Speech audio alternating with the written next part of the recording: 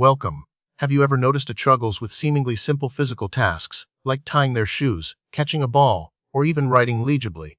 It could be developmental coordination disorder, or DCD, a neurological condition that affects motor skills. In this video, we'll delve into the intricacies of DCD, exploring its causes, symptoms, diagnosis, and management. Join us as we unravel this often misunderstood disorder and shed light on the challenges faced by individuals living with it. So, what exactly causes developmental coordination disorder? Unfortunately, the precise etiology remains largely unknown. It's believed to be a complex interplay of genetic and environmental factors. Research suggests that certain genes may predispose individuals to DCD, making them more vulnerable. Premature birth, low birth weight, and exposure to certain substances during pregnancy are also considered potential risk factors. However, it's crucial to understand that DCD is not the result of intellectual disability, cerebral palsy, or any other known neurological or medical condition. It stands alone as a distinct disorder of motor coordination. Let's explore the underlying mechanisms. The pathophysiology of DCD is thought to involve impairments in the brain's ability to process and integrate sensory information, particularly visual and proprioceptive input, which is the sense of body position and movement.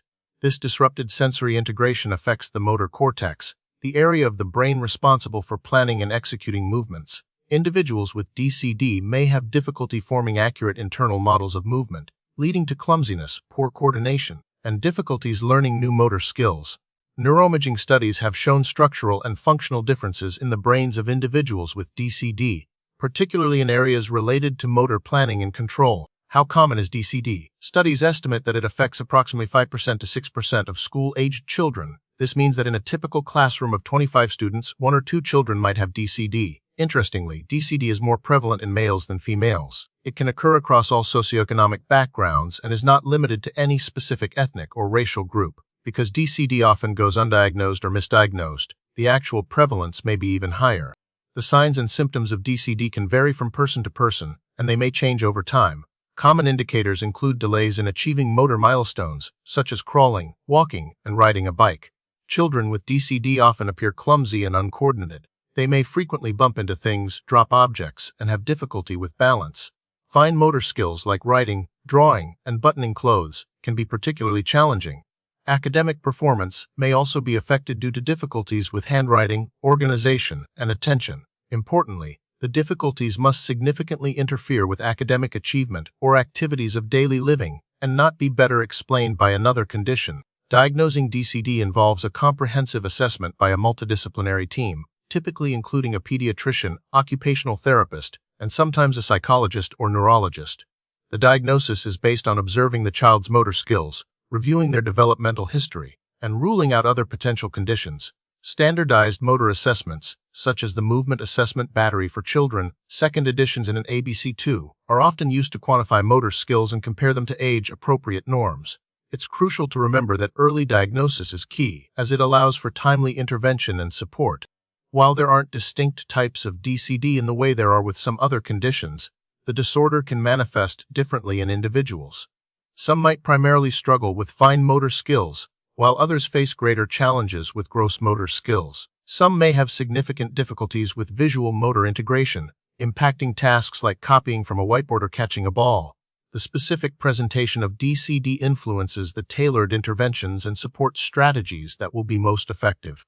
While there's no cure for DCD, there are effective treatments and management strategies that can significantly improve an individual's quality of life. Occupational therapy is often the cornerstone of treatment, focusing on improving motor skills, coordination, and daily living activities. Physiotherapy may be used to address gross motor skills and balance. Adaptive strategies, such as using assistive technology for writing or modifying tasks to make them more manageable, can also be helpful. Furthermore, psychological support and counseling can address the emotional and social challenges that often accompany DCD. Currently, there are no proven methods to directly prevent developmental coordination disorder.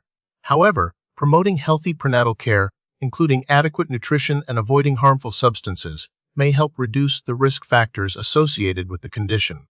Early identification of children at risk for DCD, such as those born prematurely or with low birth weight, can also facilitate early intervention and support, potentially mitigating the impact of the disorder. The prognosis for individuals with DCD varies. While the core motor difficulties often persist into adulthood, Early intervention and ongoing support can significantly improve functional outcomes and quality of life. Many individuals with DCD learn to adapt and compensate for their motor difficulties, allowing them to lead fulfilling and productive lives. Recent research is exploring the use of virtual reality and neurofeedback to enhance motor learning and improve coordination in individuals with DCD. These promising advances offer hope for more effective treatments in the future.